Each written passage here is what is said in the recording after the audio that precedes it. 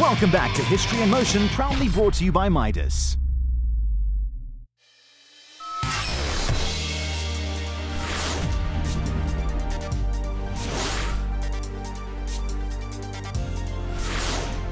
Oh, probably Springback Series about 2 years ago, the endurance race down in East London. We beat all three Porsches, the 2-litre Alpha.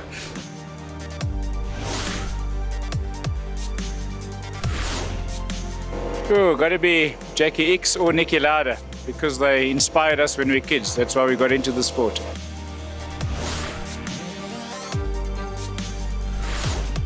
Derek Bennett.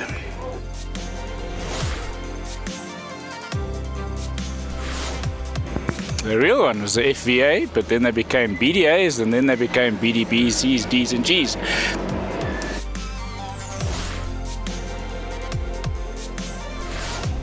Lots of them did. Dave Charlton, Jody Scheckter, Niki Lauda, Helmut Marko, Brian Redman, lots of them.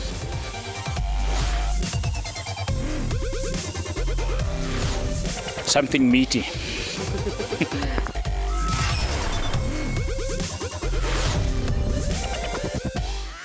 The weather had dried up slightly in time for race 2, and most of the drivers will be feeling more comfortable with these conditions.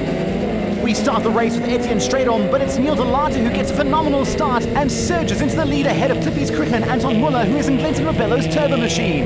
Jeff Gable passes Muller, as does Glenn Clark. Etienne Stradom is struggling off the line as Sean Hewitt and Lauren Muller go past him.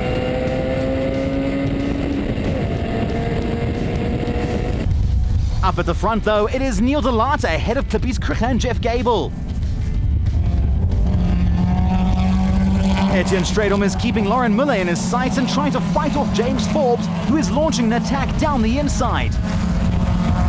With 27 cars on the grid, the first lap really is chaos as everyone jostles for position and tries to get the early advantage. At the front, and Cricher has found his way past de Latte, but Jeff Gable still leads Glenn Clark. De Latte is not giving up though and is pushing hard, trying not to let Cricher drive away. From his iron on board, we can see how he goes a bit wide exiting Castle Corner, and this allows Jeff Gable to pass him as they head into the Oncinis.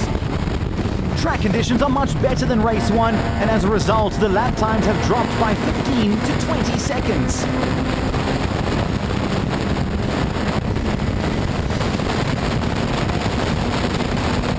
Glenn Clark has found some speed, and he passes Neil de Latte heading into turn 9.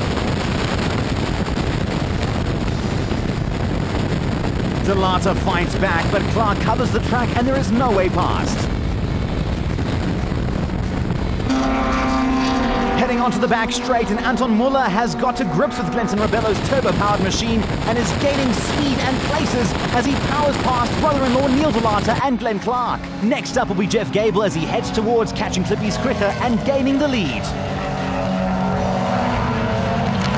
De Latte has another look at Clark, but doesn't quite have the momentum to make it count.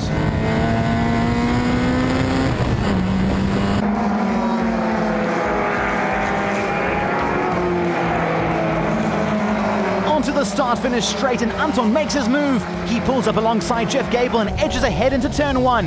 Next stop, Clippies.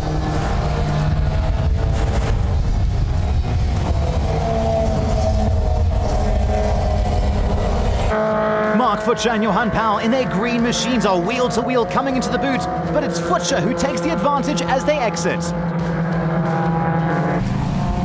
Andre Darfel having some problems as he pulls off to the side of the track and retires the HAT Holdings machine.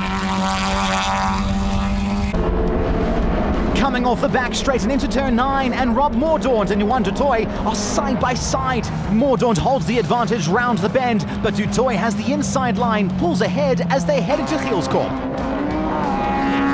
Glenn Clark is narrowly ahead of Etienne Stradom as they head onto the back straight.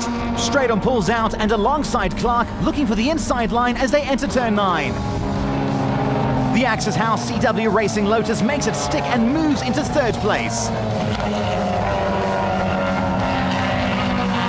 Having had a great view of Stradom's move, Neil de Latte starts to put the pressure on Clark as well as they head to the final bend and onto the start-finish straight. We watch the action unfold from the iron on board.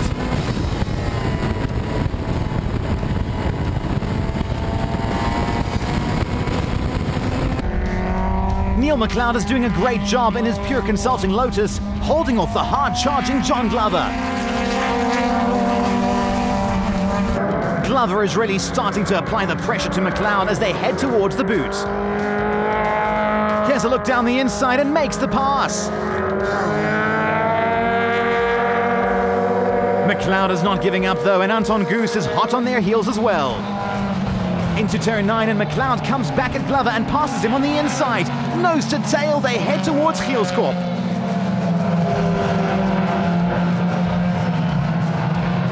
Round they go, and the battle continues. Goose is applying some pressure to Glover as well. Glover is wholly focused on the task ahead of him, which is Neil McLeod.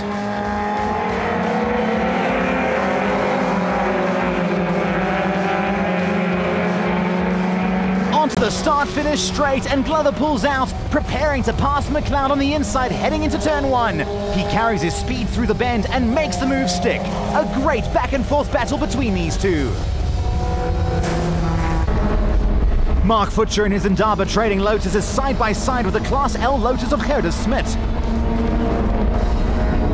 Heading towards the end of the back straight, Futcher pulls ahead and takes the advantage heading into turn 9. A great move there by the Durbanite. On board now with Clippy's Kricher, who is leading the race, and he laps Alex Roberts heading towards the Insignis. That doesn't look good. Something has broken on Clippy's car and it looks terminal as smoke pours out of the engine. Clippy's pulls off the track and retires close to the marshal post in case he needs their assistance.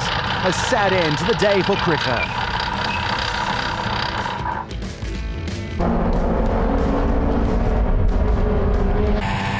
On board now with Andreas Letnik, who is rapidly closing in on Ben Knight, whom he and Rob Mordaunt pass as they head into turn 9. Letnik is keeping the pressure on Mordaunt and not allowing him to get away as they head towards Gielskorp. It's still overcast, but at least it's dry, and this will give the drivers the confidence they need to make some daring moves. Round Gielskorp they go, and Ben Knight fights back as he tries to regain the position, going down the inside of Letnik. Letnik keeps his pedal down and has the inside line going round the final turn and manages to hold the position. Behind him, coming through to take the checkered flag though, is Anton Muller in Glenton Rabella's Lotus. A fantastic drive for him and a kind gesture from Glenton after Anton's car had a mechanical failure before qualifying. At least he got some track time in. The battle for second is neck and neck as Etienne Stradom and Jeff Gable are nose to tail going into the final few corners. Gable has a look down the inside of Stradom as they head into the penultimate corner. Side by side they enter the corner. Gable has the advantage of the inside line and he makes that work for him as he takes second place as they head towards the final corner. They head towards the flag and Jeff Gable takes second from Etienne Stradom by 0.4 of a second. Great racing. John Glover hasn't given up though and is still desperately looking for a way past Neil McLeod as they head into the final bend. It is McLeod though who has the position and he keeps the door closed on Glover as they head to the checkered flag. McLeod holds onto his position by 0.2 of a second from Glover. Behind them, Anton Goose and Neville Reid are separated by just over 0.2 of a second. Gerda Smit passes Mark Futcher into turn 9 and manages to put the power down and pull a bit of a gap as the pair head towards the checkered flag. Heat 2 of the Sabat Lotus Challenge has thrown up some great ices and fantastic racing throughout the field. Despite losing a position to Gerda Smit, Mark Futcher takes his second Class C victory for the day. Confirmation of the results, and Anton Muller took overall victory in Heat 2 with Jeff Gable edging out Etienne Stradom for Class B honours. Gerda Smit won Class L 2 seconds ahead of Class C winner Mark Futcher. In the overall championship, Jeff Gable narrowly leads Andre Duplessis by just 2 points. Sure. It seems like an awesome amount of things that went wrong with it. There's bits of engine block, bits of sump on top of the tappet cover, starter motor broken, so I think it's maybe a Conrod failure, and it knocked the living daylights out of everything around it. There's even shrapnel on the side of the bodywork coming out. I have some spares and I have a spare motor, so I think I'll be okay for a while.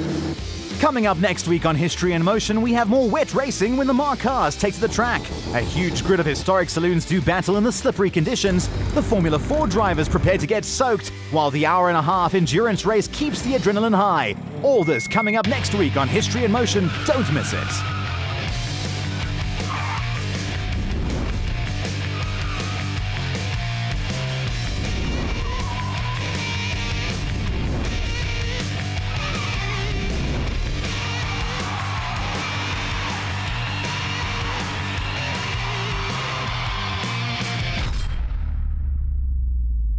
History in Motion is proudly brought to you by Midas Sport and its associate sponsors.